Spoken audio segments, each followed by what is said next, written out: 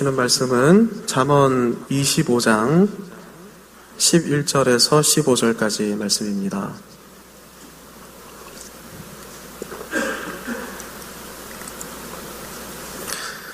잠언 25장 11절에서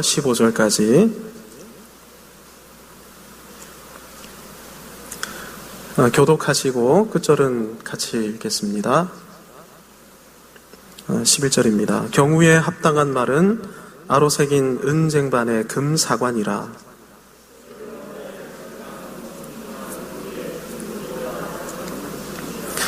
충성된 사자는 그를 보낸 이에게 마치 추수하는 날의 얼음 냉수 같아서 능히 그 주인의 마음을 시원하게 하느니라.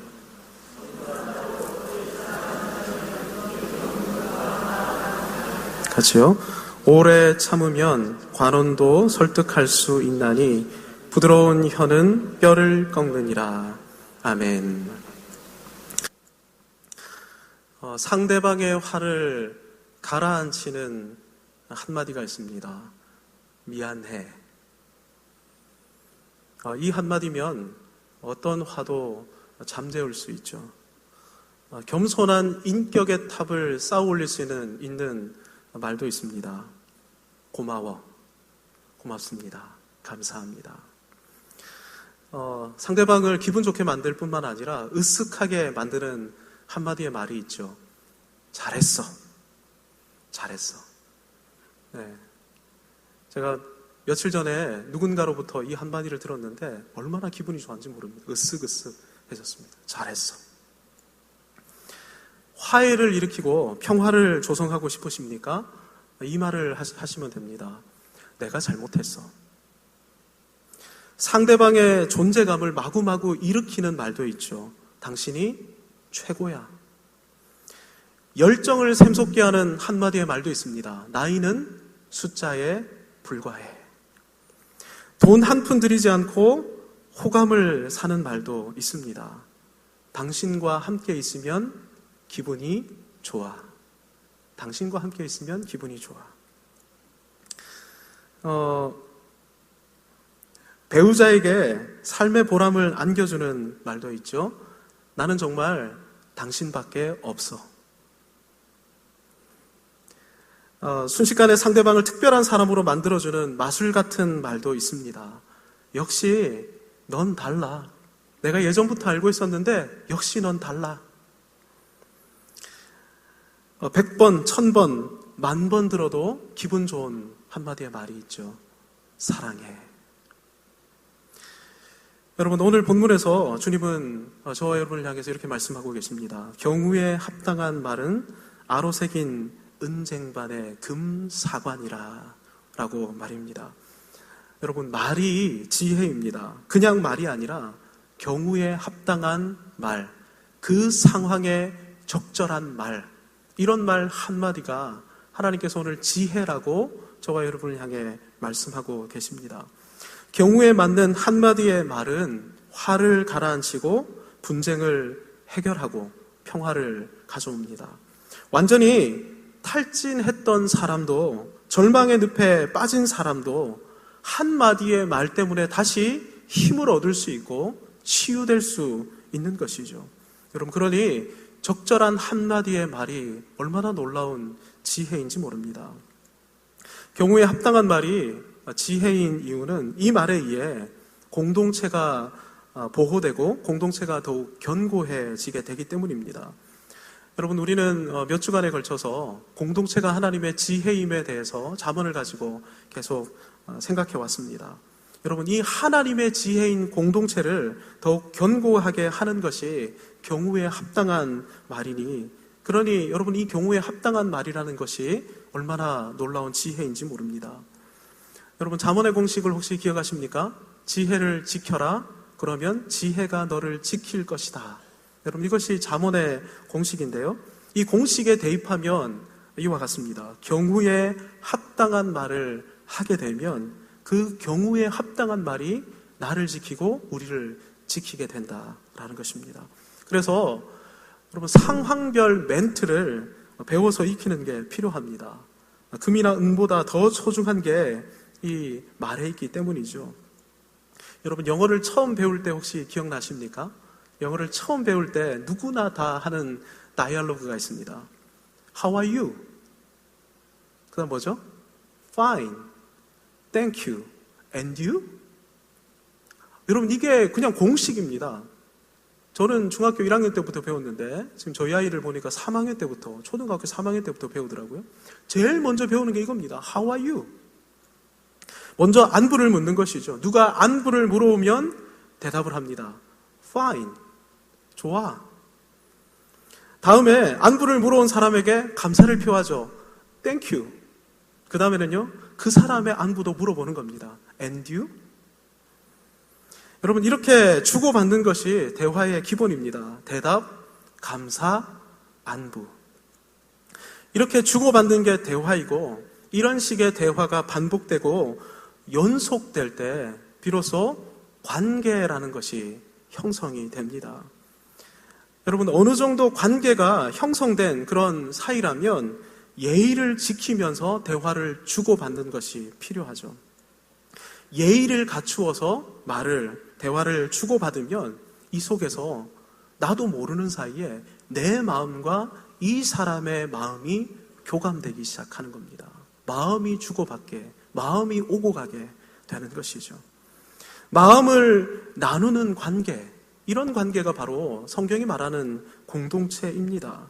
공동체 안에서 마음을 주고받는 사람이 늘어나게 된다면 여러분 공동체는 끈끈하게 되고 공동체는 강력한 힘을 가진 그런 세상이 알 수 없는 그런 존재가 되는 것입니다. 여러분 우리가 보통 마음이라고 이야기할 때 진심이라고 말하지 않습니까? 그런데 여러분 이곳에 그냥 같이 앉아 있는다고만 해서 진심이 나눠지는 것이 아니라는 사실은 우리는 너무나 잘 알고 있습니다.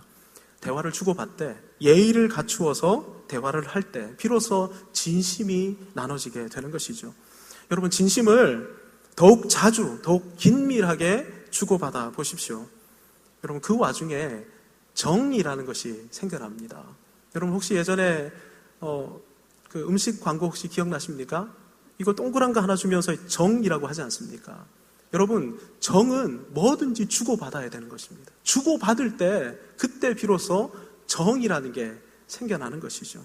그러면 여러분 정이 생기기 시작하면 같이 있고 또 같이 있는 것이 즐겁고 같이 있는 것이 기대되고, 여러분 우리 공동체가 정을 가진 그런 끈끈한 공동체가 된다면 수요일 날 오고 싶고 금요일에 오고 싶고 그런 관계가 되는 것이죠.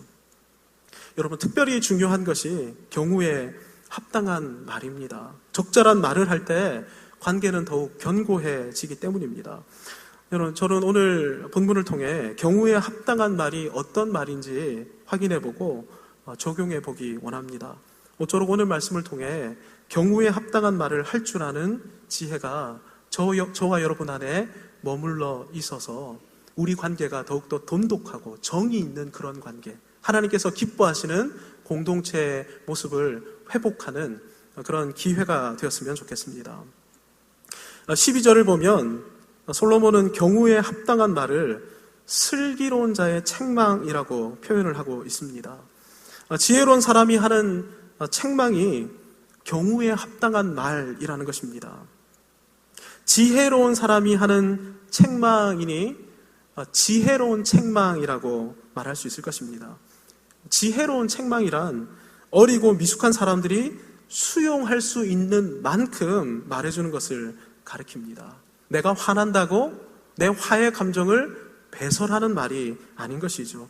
그 사람의 수준과 그 사람의 이해력을 고려해서 그에게 어떻게든 유익을 끼칠 수 있는 말, 그가 연약함과 어리석음에서 벗어나서 한 단계 더 진일보할 수 있도록 도와주는 말, 이런 말이 여러분 경우에 합당한 말이라는 것이죠.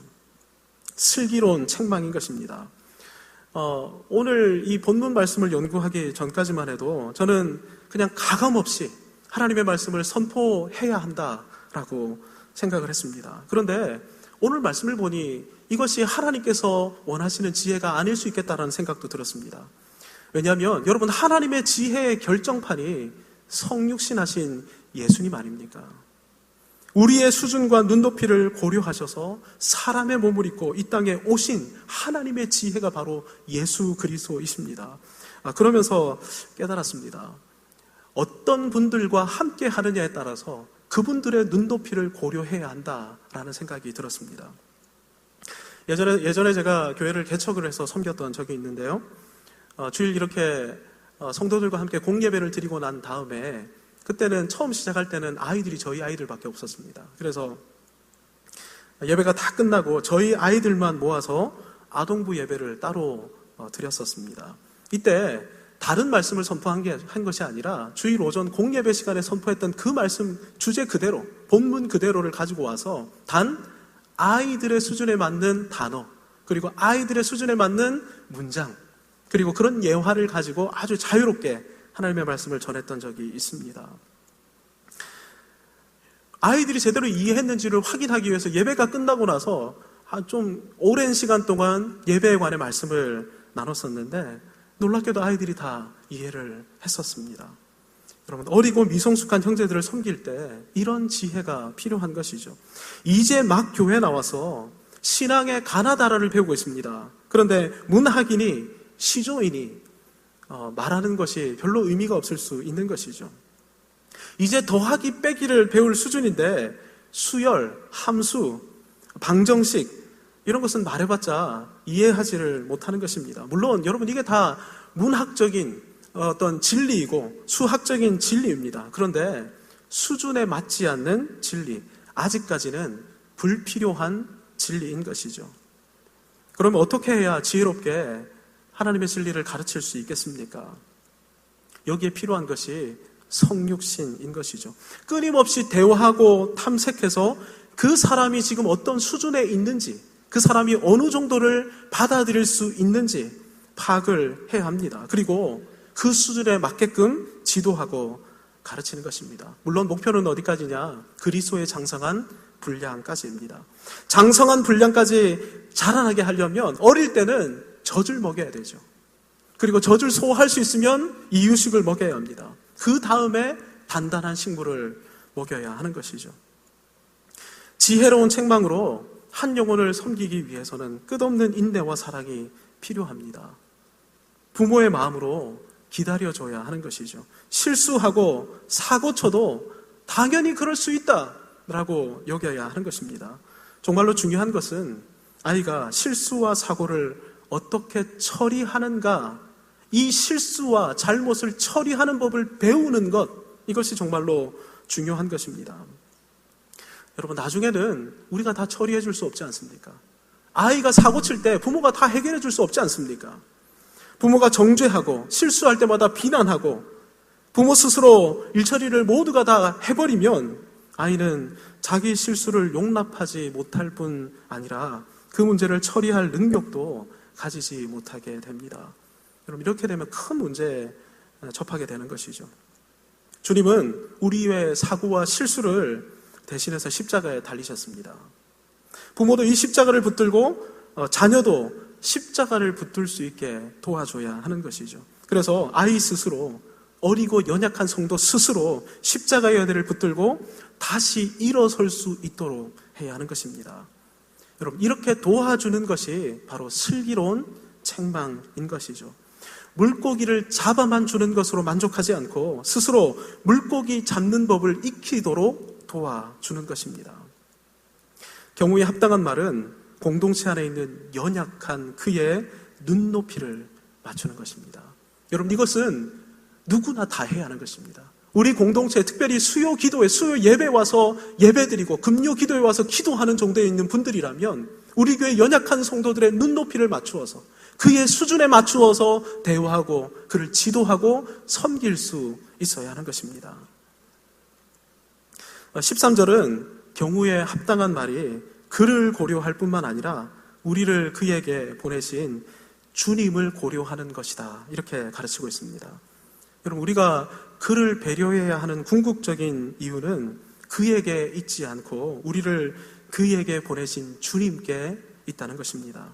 여러분, 이 사실을 잊지 않아야 지혜로운 말, 경우에 합당한 말을 할 수 있습니다. 사람만 고려하고 그의 상황과 형편에만 치중하다 보면 정말로 해야 할 말, 그의 유익을 위해서 해줘야 하는 말도 주저주저 하다가 말하지 못할 때가 있음을 저와 여러분 잘 알지 않습니까? 여러분, 이것이 그 사람에게 정말 유익이 되지 않는다는 것입니다.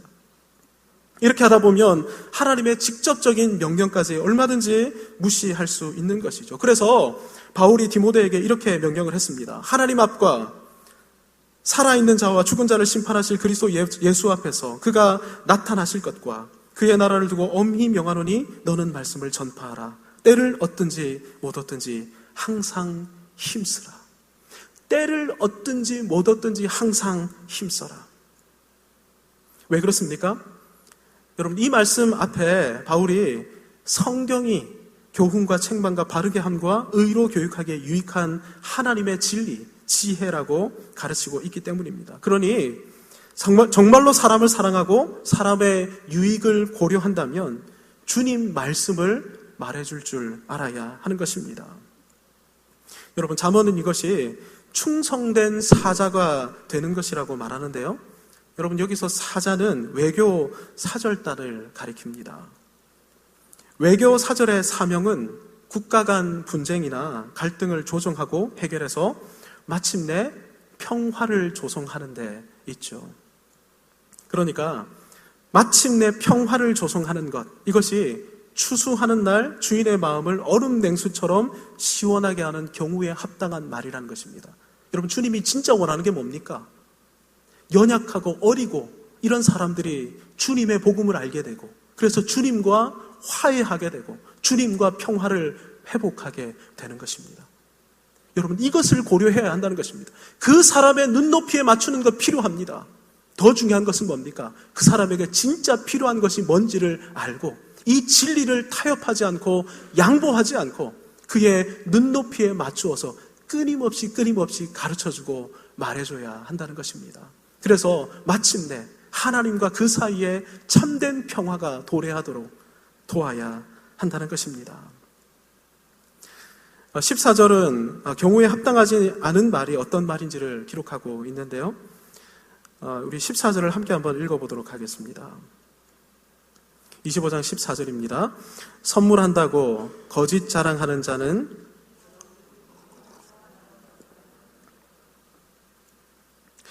거짓 자랑, 이것이 경우에 합당하지 않은 말이라고 말을 합니다. 다른 번역본은 떠벌리는 말, 허풍이라고 표현을 합니다. 진리에 기초하지 않은 말, 진실하지 않은 말, 남 기분이나 맞춰주려고 가볍고 의미 없는 말 하는 경우, 이것이 바로 경우에 합당하지 않은 말이라는 것입니다. 여러분, 이런 말을 하면서 살아가 보십시오. 가벼운 농담이나 하면서 그의 기분이나 맞춰주려고 허풍을 치고 진실하지 않은 말을 계속해서 하면서 산다. 사람들은 그런 사람을 허풍쟁이, 가볍고 진실하지 못한 사람, 가까이 해서는 안 될 사람으로 점찍어 놓을 것입니다. 이런 말은 어디에도 써먹지 못하고 이런 사람 역시 어디에도 사용되지 못합니다. 자존감이 약하고 자신 없는 사람들이 주로 허풍을 친다는 사실을 우리는 잘 알고 있습니다. 꾸미고 떠벌리기라도 해야 사람들이 자기를 인정해 줄 거라는 심리가 저변에 깔려 있는 것이죠. 악해서 그런 사람도 분명히 있겠지만 자존감이 약한 사람은 이렇게 해서라도 자기 존재감을 확인하고 싶어서 이런 허풍 같은 말로 발버둥을 치는 것입니다. 여러분, 성경은 야고보서를 통해서 이런 분들에게 이렇게 교훈합니다. 입을 다물고 재갈을 물리라 라고 말입니다. 이런 분들은 입을 닫고 귀를 여는 훈련을 해야 합니다. 이런 분들에게 성경은 침묵의 지혜를 가르칩니다. 허풍을 떠느니 차라리 침묵해야 한다라는 것입니다.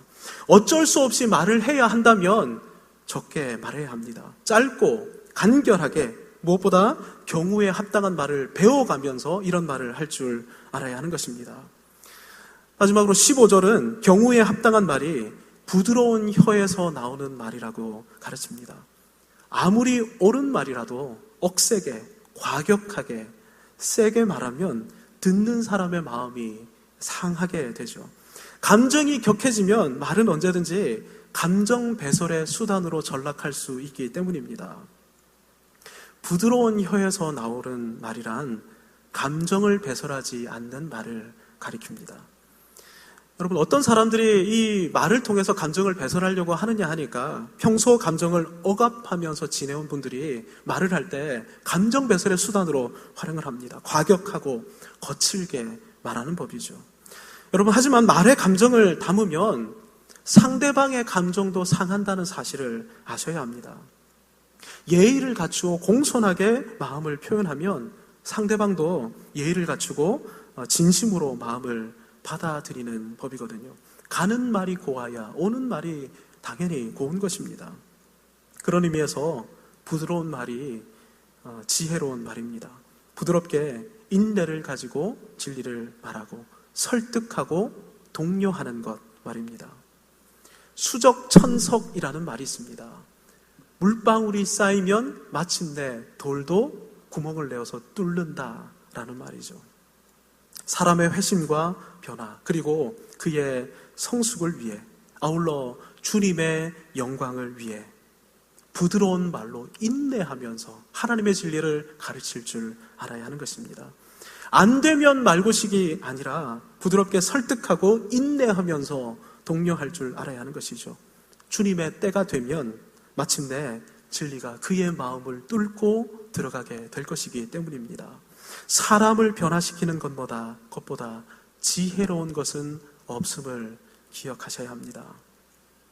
이제 말씀을 정리하려고 합니다. 경우에 합당한 말은 우리 자신과 공동체를 지키는 말입니다.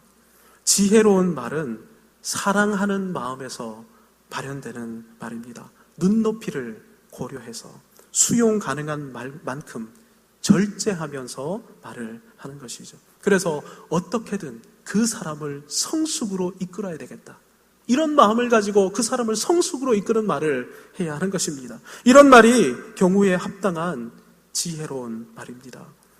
우리의 목표는 우리와 함께 살아가는 사람들이, 우리와 함께 신앙 공동체를 이루고 있는 그가 십자가를 알게 되어 마침내 하나님과 화해하고 우리 모두와 화해하고 원수되었던 사람들과 화해하면서 살아가는 것입니다. 이 일을 위해 여러분, 떠벌리는 말을 삼가하십시다. 허풍을 잠재우십시다. 말로 감정을 배설하지 마십시다. 부드러운 혀로 인내하면서 설득하십시다. 이 와중에 영원한 동지, 주님 다시 오실 때까지 이 길을 함께 걷는 영원한 동지를 얻게 될 것입니다. 지혜로운 입술로 경우에 합당한 말로 하나님을 영화롭게 하고 사람을 사랑하는, 그래서 하나님과 사람 앞에 칭찬받는, 동행하고 싶은 그런 사람이 되는 저와 여러분 모두가 되시기를 우리 주님의 이름으로 축복합니다. 아멘. 이 시간 우리 함께 기도하실 때 하나님 아버지, 제가 지혜로운 말, 경우에 합당한 말, 이런 말을 할 줄 아는 하나님의 사람으로 살아가게 해달라고 기도하며 나가겠습니다. 그 사람의 눈높이에 맞춰서 진리를 말할 줄 아는 사람, 하지만 진리를 타협하지 않는 사람, 하나님과 그 사이에 마침내 평화와 화해를 조성할 수 있는 그런 말을 할 줄 아는 사람, 허풍을 하지 않는 사람, 부드럽게 말할 줄 아는 사람, 인내하면서 설득할 줄 아는 그런 사람이 되게 해달라고 주신 말씀을 붙들고 함께 기도하며 나갔으면 좋겠습니다. 여러분, 이 시간 기도하실 때 특별히 우리 이금란 권사님의 남편 되시는 최송수 집사님을 위해서 기도해 주셨으면 좋겠습니다. 오늘 병원에 가셨는데 확정된 건지 아닌지는 정확히는 모르겠습니다만 췌장암일 것 같다라는 말을 들었습니다. 우리 집사님을 위해서 기도해 주시고 천국의 소망, 부활의 소망을 생각하면서 두려움을 극복하게 해달라고 기도해 주시고, 이 일을 통하여서 온 가족이 복음 안에서 하나로 똘똘 뭉치게 해달라고, 복음의 능력을 맛보는 그런 아름답고 놀라운 계기가 되게 해달라고 우리 최송수 집사님을 위해서, 치료하는 과정을 위해서 기도해 주시고, 오늘 내일 이어지게 될 우리 중고등부 MT를 위해서 우리 자녀들을 축복하는 마음으로 함께 기도했으면 좋겠습니다. 함께 기도하시겠습니다.